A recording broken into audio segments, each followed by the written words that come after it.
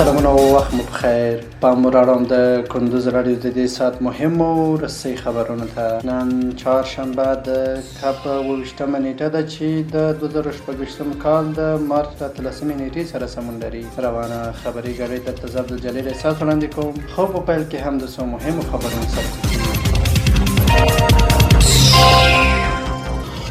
د کندوز له زندانه 80 بندیان خوشي او د 50 نور د بند موده کمه شوې.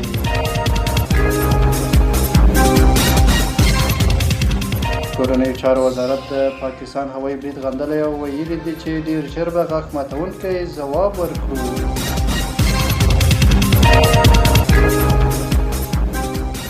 د بشري حقوقو نړیوال بنسټ د کابل د روغتون پر برید ژوره اندېښنه ښودلې.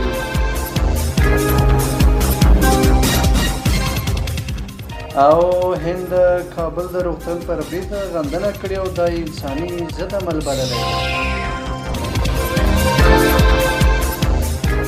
اوس هم بشپړ خبرونه. د کندوز له زندانه 80 بندیان خوشي او د 50 نور د بند موده کمه شوې. د کوچني اختر په مناسبت د کندوز له زندانه 80 بندیان خوشي او د 50 نور د بند موده کمه شوې ده. په همدې حال کې له بند خوشي شویو کسانو هم د دغه اقدام څخه مننه کړې او ډاډ ورکړی چې له خوشي کېدو وروسته به د هېواد د خدمت او د قانون مراعاتولو ته ژمن پاتې شي.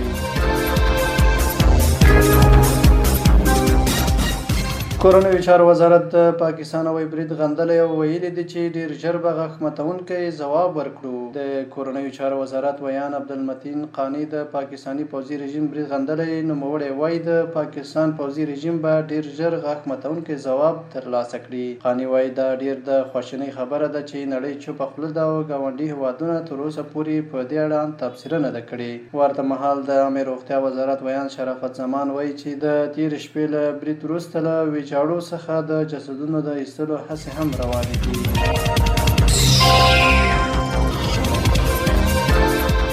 د بشري حقوقو نړیوال بنسټ د کابل د روغتون پر برید ژوره اندېښنه ښودلې. د بشري حقوقو نړیوال بنسټ په کابل کې د روږدو درملنې پر یو روغتون د پاکستان پوځي رژیم د تېرې شپې برید غندلی او په اړه یې ژوره اندېښنه څرګنده کړې ده. دغه بنسټ په یوه اعلامیه کې ویلي هغه روغتیایي تاسیسات چې د درملنې او بشردوستانه خدمتونو لپاره ځانګړي شوي باید هېڅکله د جګړې هدف ونه ګرځي. اعلامیه کې راغلي چې د پیښې په اړه باید خپلواکې نړیوالې څېړنې وشي او د طبي مرکزونو د خوندیدو لپاره بیړني ګامونه واخیستل شي.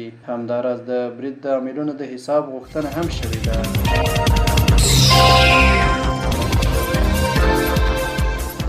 او وروستۍ خبر دا چې هند کابل د روغتون پر برید غندنه کړې او د انساني ضد عمل بللی. د هند بهرنیو چارو وزارت ویلي چې په کابل کې د روږدو درملنې پر روغتون د پاکستان هوایي برید یو بزدلانه او د انسان ضد عمل دی. د هند بهرنیو چارو وزارت په یو اعلامیه کې ویلي دغه برید د افغانستان پر حاکمیت ښکاره تېری او د سیمې د سولې او ټیکاو لپاره جدي ګواښ بلل کېږي. هند له نړیوالو ټولنې غوښتي چې د دې پیښې عاملین حساب ته راکاږي او د ملکي وګړو پر وړاندې د ورته بریدونو مخه ونیسي. همداراز د ټپیانو د درملنې او د اغېزمنو کورنیو د ملاتړ لپاره د نړیوالو مرستو پر اړتیا هم ټینګار شوی دی. د هند بهرنیو چارو وزارت په پای کې له افغانستان سره خپل بشپړ ملاتړ یو ځل بیا اعلان کړی دی.